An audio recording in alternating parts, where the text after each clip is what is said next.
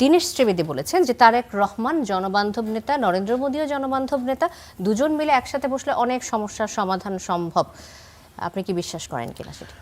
না, দেখেন, ভারত তো আমাদের প্রতিবেশী রাষ্ট্র। সো আপনি তার প্রতিবেশী চেঞ্জ করতে পারবেন না। তার সাথে আপনার নানান লেনদেন, বাণিজ্য এগুলো থাকতেই হবে, থাকবেই, সম্পর্ক রাখতেই হবে, সম্পর্ক থাকবেই যতক্ষণ পর্যন্ত আমরা ইকুয়াল মর্যাদা সহ সম্পর্ক রাখতে পারছি। এখন সমস্যাটা হয় কোথায়? সমস্যাটা হয় তো যে ভারতের আধিপত্যবাদী মন মানসিকতার কারণে। আদারওয়াইজ তো একটা প্রতিবেশীর সাথে আমার কেন ঝামেলা করা দরকার? তাদের আধিপত্যবাদী মানসিকতা, তারা আমাদের সীমান্তে খুন করছে, তারা আমাদের অভিন্ন নদীর পানির হিস্সা দিচ্ছে না, আমাদের সীমান্তে নানান ঝামেলা হচ্ছে, এবং গত 15 বছর ধরে তারা আমাদের অভ্যন্তরীণ রাজনীতিতে, আমাদের গণতন্ত্র ধ্বংস করেছে, অভ্যন্তরীণ রাজনীতিতে হস্তক্ষেপ করেছে, তাদের একটা পাপেট সরকারকে বসিয়ে রেখেছে নির্বাচন ছাড়া। এগুলোর কারণে ভারতকে মানুষ তো বিশ্বাস করে না যে ভারত যা মুখে বলছে আসলে সেটা সত্যি কথা না। এবং এখনো যদি আপনি বলেন 5ই আগস্টের পরেও ভারতের যে চরিত্র বদলায়নি, এটা তো আমরা দেখতে পাচ্ছি। এখন সে মুখে বলছে যে হ্যাঁ, আমরা বসলে সমাধান হবে, আমরা বাংলাদেশের সাথে সম্পর্ক উন্নয়ন করতে চাই, কিন্তু এটা তো তার কার্যক্রমে আমরা দেখি না।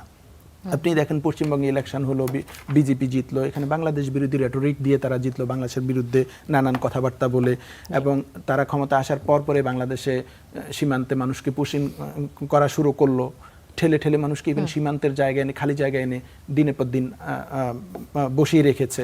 তো এই ধরনের চরিত্রগুলো, আচরণগুলো কিন্তু বন্ধুত্ব সুলভ বা প্রতিবেশী সুলভ আচরণ না। দেখেন, ভারতের সাথে আমার বন্ধুত্ব দরকার নাই, আমার দরকার প্রতিবেশী সুলভ আচরণ। যে আমি একটা এন্টিটি, আমি একটা রাষ্ট্র, সে আরেকটা রাষ্ট্র, তার সাথে আমার সম্পর্ক হবে, লেনাদেনা হবে আমার ন্যাশনাল ইন্টারেস্টের জায়গা থেকে। তার সাথে আমার এত পীড়িতেরও দরকার নাই, শত্রুতারও দরকার নাই। সে যদি আমার হিস্সা আমাকে বুঝিয়ে দেয়, আমার সাথে একটা স্বাধীন রাষ্ট্র হিসেবে আচরণ করে, তাহলেই হলো। কিন্তু সে তো আমার সাথে অতীতে আচরণ করেছে তার একটা স্টেটের মতো করে।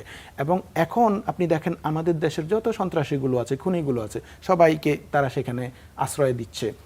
এবং আমাদের এখান থেকে পতিত ফেসিস্ট স্বৈরাচার হাসিনা ওখানে গেল, তাকে রাজনৈতিক কার্যক্রম পরিচালনা করার সুযোগ করে দিচ্ছে। এরকম পালিয়ে যাওয়া কোনো স্বৈরাচারকে কোনো দেশ আশ্রয় দিলেও রাজনীতি করতে দিয়েছে এরকম ইতিহাস নাই, কোথাও নাই, এ ধরনের ঘটনা ঘটে না। তো এটা দিয়ে বোঝা যায় যে ভারত তো আসলে আন্তরিক না, যে বাংলাদেশের সাথে সে সম্পর্কটা উন্নয়ন করতে চায়।